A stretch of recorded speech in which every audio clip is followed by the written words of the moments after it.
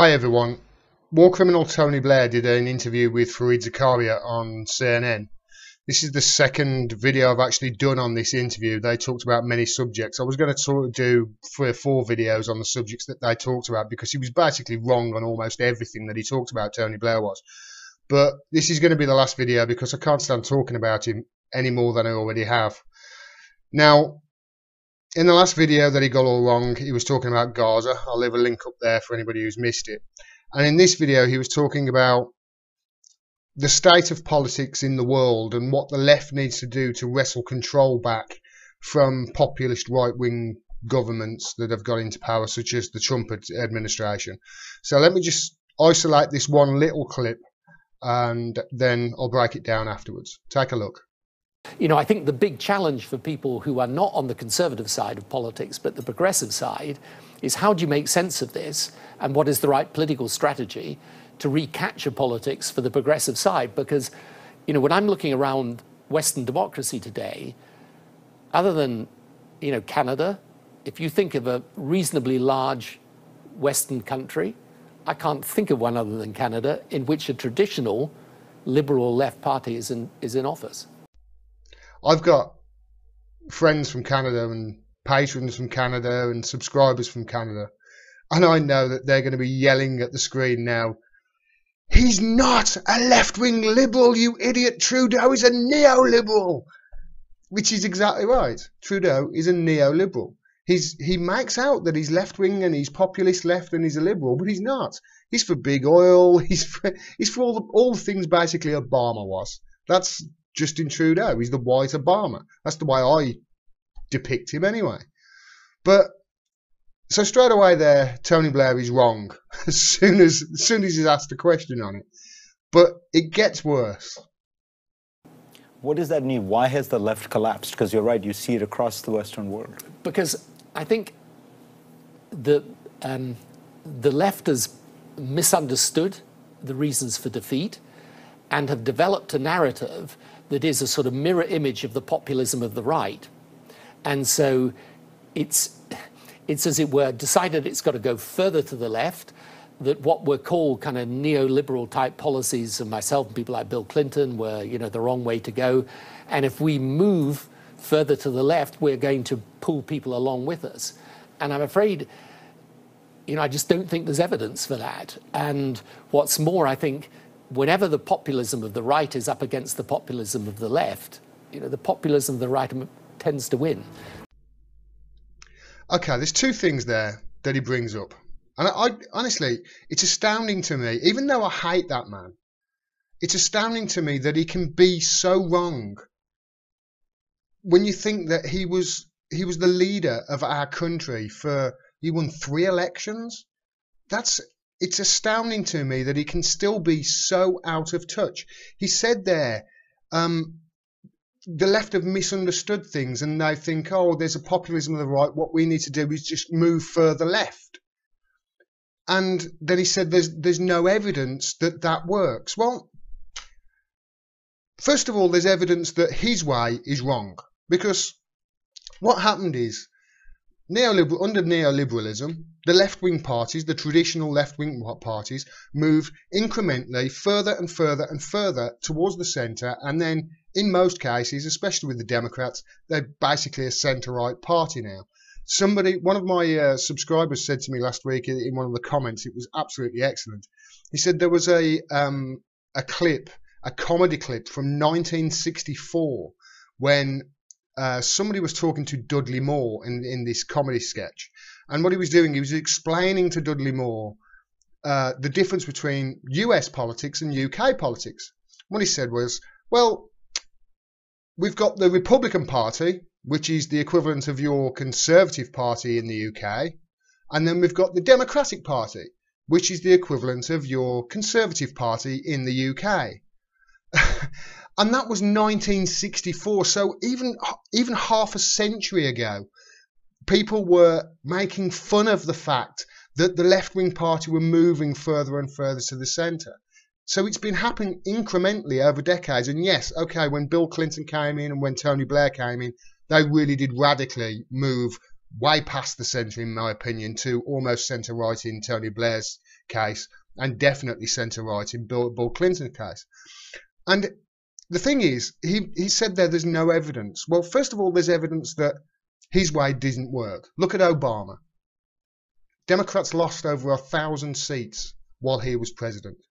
Over 1,000 seats. He came into office, and at one stage he had, for over 2 months, he had a supermajority. He could have got anything through. Anything. Gun reform.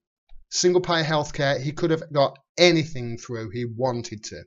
And he ended up giving you nothing on gun reform and a right-wing healthcare plan that was thought up by the Heritage Fund or Heritage Foundation, which is basically Mitt Romney's healthcare plan. That's what he gave America. That's neoliberalism. And look what happened. Lost 1,000 seats under it. Lost the House, lost the Senate, lost the Supreme Court, and eventually lost the presidency to a reality TV star. So there's the evidence that neoliberalism and what Tony Blair's talking about there doesn't work and isn't the way to go. Because when you move further to the right to try and get the Republican voters, what happens is, first of all, you lose the working class, you lose the left-wing vote. You don't stand for anything that they stand for anymore. And second of all, when you're moving further right like that, what do the right-wing parties do? They move further right too. All that happened under neoliberalism was they moved the centre further right. That's all they did. And Tony Blair still seems to think that the centre-right or centre-right is now the centre. And that's wrong. And then his next point saying there's no evidence to say that left-wing policies and moving left works. What has happened? Just think about what has happened. Look at the rise of Jeremy Corbyn in the UK, for instance. He closed a 19-point gap on Theresa May in like 6 weeks. It was astonishing. Once people started hearing his message, instead of the smears that he was getting, and then we hit that 6-week period where the press have to cover things equally and they have to listen to the policies, and the slander stops and comes down, especially in the news media, maybe not in the print media. But he closed that gap, and Theresa May, who thought she was going to have a majority over 400 seats, ended up losing her majority. That's in the UK. In the US, look at what's happened in the last year. Look, a progressive electoral wave is sweeping the country. The Trump-obsessed big media are mostly ignoring it, but Bernie Sanders-inspired activists are winning across the country, including in districts that went for Trump in 2016. I could honestly reel off about 15 examples here, but this is just the one that came to my mind straight away. Cara Eastman. She's a progressive. Tony Blair seems to think progressive means neoliberalism. That's my take from what he was saying there. Cara Eastman, she's winning in, was it Nebraska she won in? That is a deeply red Trump supporting state, and a progressive won there. And then what's happened to neoliberalism? Look at the way your standard corporate Democrat, you put up a standard corporate Democrat, you know, what major victory have they had? The only major victory I can think a corporate Democrat has had in an election since Trump has been elected is Doug Jones. And he barely won against somebody who was accused of being a paedophile. I don't know what planet Tony Blair is on, but whatever it is, it's not based in reality, because I've just shown, I could honestly reel off about 20 minutes of evidence here, but I'm sure my audience is clued up enough to know, okay, yeah, he's totally wrong, Gordon's right.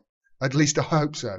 But the thing is, he actually talks about him moving right later on in this clip, and I'm just going to isolate the clip. I'm not taking it out of context or anything like that. I'm just going to isolate the little clip just to show you how out of touch he really is. Let's watch. If the progressives don't respond to this in the right way, you know, they're going to face a continuing set of defeats. And that's why I'm in favor of the politics of reaching out and building bridges I'm not in favour of the politics that says, look, these people are just, they're the enemy, they're opposed to us, they're never going to be with us, and we just need to stack up as many votes as we can amongst the folk who agree with us. It's amazing, isn't it? It's absolutely astounding that he can just be so wrong. He still thinks reaching out to right-wing politicians and right-wing parties works. No, it doesn't. Just look at history. You reach out to the right-wing parties and they go, see ya, move further right.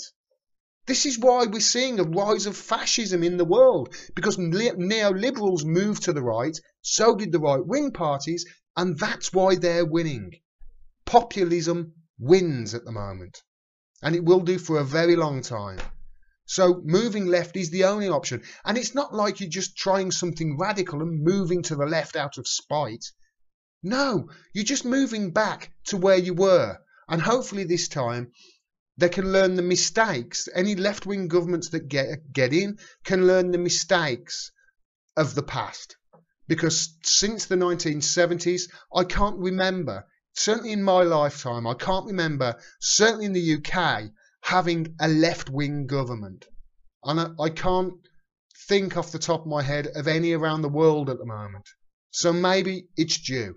Now, I've had enough of talking about war criminal Tony Blair. I can't stand the man. I hate him. So I'm not going to mention him anymore. But what I want to end this video on is Fareed Zakaria. Because that's meant to be a journalist. That's meant to be a journalist. Everything I have just said in this video, I knew off the top of my head, and I became politically aware in 2016. So I've got what, less than 2 years experience really, or 2 years experience almost. Fareed Zakaria's got how many years, how many decades of experience? If I was interviewing that guy, I would have absolutely tore him to shreds with the facts and the truth I have just given you. I would have tore him to shreds. He would have gone round in circles. Can you imagine if somebody like Carl Kalinske, who's been doing this for 10 years, interviewed him? He would have left the studio crying like a little girl. And that's the state of the media in America. And it's not much better over here. It really isn't. They just have these war criminals on, they have these proven liars on, and they let them get away with murder. Again. Thanks for watching. I hope you liked the video. If you did, please subscribe and please click that bell. If you can, please support me on Patreon. If you can't, please share my videos wherever you can to obviously build my audience, because I'm still obviously starting up. Thanks very much for your support. And until next time, peace and take care.